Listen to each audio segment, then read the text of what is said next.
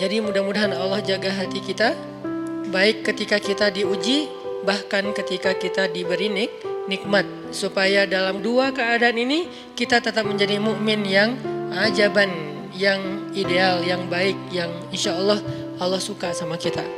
Kalau diuji sabara fakana khairallah, kalau diberi nikmat syakara fakana khairallah. Kalau dia diuji dia bersabar dan itu kebaikan untuk dia.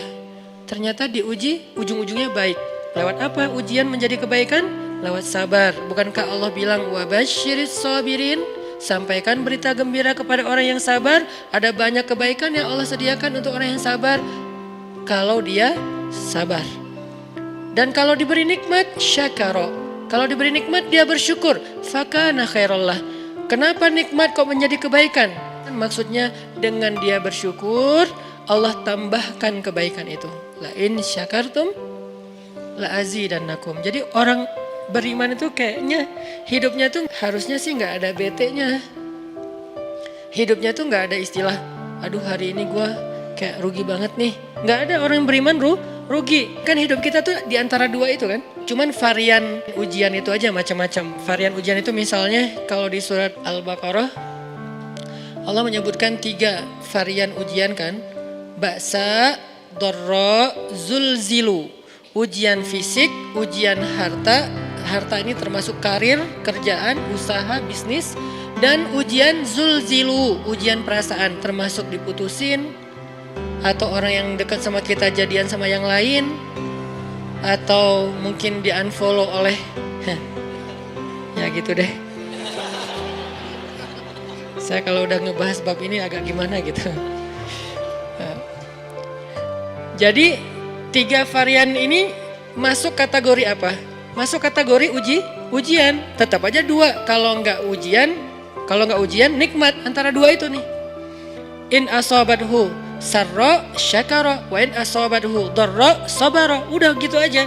Dan nanti bahkan sampai ayatnya gini. Alladzina yunfiquna fis sarra'i wad dharra. Orang yang tetap beramal soleh lewat hartanya dalam keadaan dia berkelebihan atau dalam keadaan dia kekurangan. Itu mukmin, keren banget gitu. Dia tuh nggak pernah kehilangan kesempatan berbuat baik. Baik beramal soleh ketika dia dalam keadaan dikasih nikmat maupun beramal soleh ketika dia dikasih ujian, tetap aja beramal soleh. Contoh yang ayat tadi, yunfikuna fis sarra, berinfak dalam keadaan sarra, dalam keadaan bahagia, senang, lagi dapat untung gitu kan. Ataupun yunfikuna fit dharra, tetap berinfak walaupun dia dalam keadaan dharra, dalam keadaan susah. Dalam keadaan dor itu kan bahaya. Ini kalau saya infak nih bahaya nih buat saya nih. Kalau saya kasih nih saya kayak nggak ada tabungan buat mahar nih. Kalau saya kasih ke dia, terus saya gimana? Gitu kan? Ini dor banget nih, bahaya banget nih. Tapi dia tetap berinfak. Siapa yang mencontohkan hal seperti itu? Selain pastinya Rasulullah udah nggak diragukan lagi. Yang jadi kayak simbol berinfak walaupun dia butuh.